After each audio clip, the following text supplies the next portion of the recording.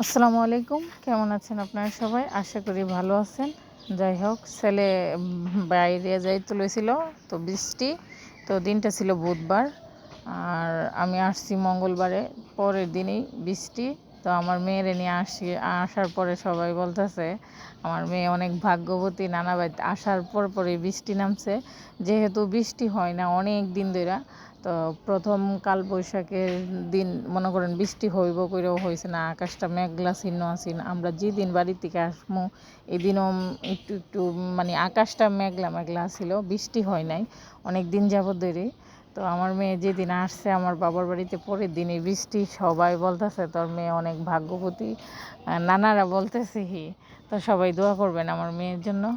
তো আমার মেয়ে হয়েছে মনে করেন এর নানাও নাই, এমন সময় আসছি বাবার বাড়িতে, মেয়েরে নিয়ে আসি নাই।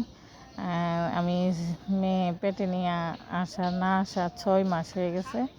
তো মেয়ে হয়েছে প্রায় 3 মাস পড়ে গেছে।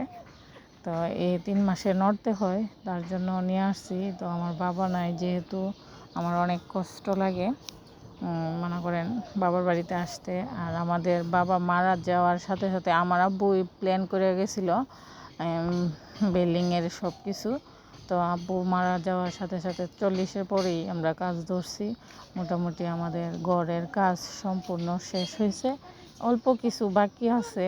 কিন্তু মনে করেন অনেক কষ্ট হয় কাজটা করতে, মানে ঘরের দিকে তাকাইলে অনেক কষ্ট হয়। আজকে সব কিছু আছে, মানে ভালোবাসার যে মানুষগুলো এটাই নেই। তো আল্লাহ পাক সব কিছুই নির্ধারিত টাইমে সব কিছুই করে। তো আমার অনেক কষ্ট হয় যখন বাবার কথা মনে হয়, অনেক কষ্ট লাগে। তো আসলে কি আমাদের ঘরটা আপনারা পুরান ভিডিওগুলো দেখলে বুঝতে পারবেন। আমার কাছে ওই টিনের ভাঙ্গা ঘরটাই অনেক ভালোবাসা লুকিয়ে ছিল, অনেক স্মৃতি, অনেক যত্ন, অনেক কিছু। আর বিল্ডিং হওয়াতে যেমন মানুষ সব কিছু আলাদা আলাদা ভাগ হয়ে যায়, এরকম লাগে। তো যে জায়গাতেই উঠে এরকমই লাগে। তো অবশ্যই ভালো লাগলে লাইক দিবেন, কমেন্ট করবেন, সাবস্ক্রাইব করবেন।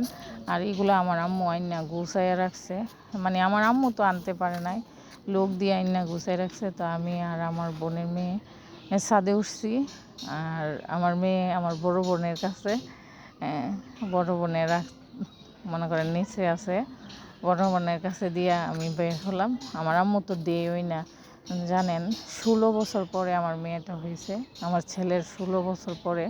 তো অনেক আদরের বা অনেক অনেক বই থাকে, কাজ করে, তার জন্য আমার বের হতেই দেয় না। আবার মেয়েটাও কান্নাকাটি করে, তো সবাই আদর করে, ভালোবাসা দেয়।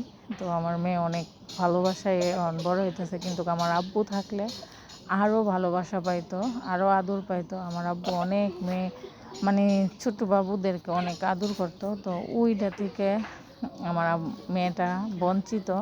আমার অনেক কষ্ট লাগে, মানে সে কষ্টের কারণে কিন্তু আসতে চাই নাই। তো অনেক কষ্ট। আজকে আমার আব্বু থাকলে কত না খুশি হইতো, এটা বলে বুঝাইতে পারবো না, আপনাদেরকে প্রকাশ করতে পারবো না। তো এই তো আমার বড় বোনে মাটির চুলা তুলতেছে, মানে বেশি বেশি মেহমান আসলে তো আর গ্যাসের চুলাতে রান্না করা যাবে না, তার জন্য মাটির চুলা একটা আমরা দুনো বোনে প্রোগ্রাম করলাম। এই চুলা উঠাইতেছি, চলন্ত চুলা। তো এটা তো উঠাই রান্না করবো। তো এই যে আমাদের গেটটা, বাড়ির সামনের গেট।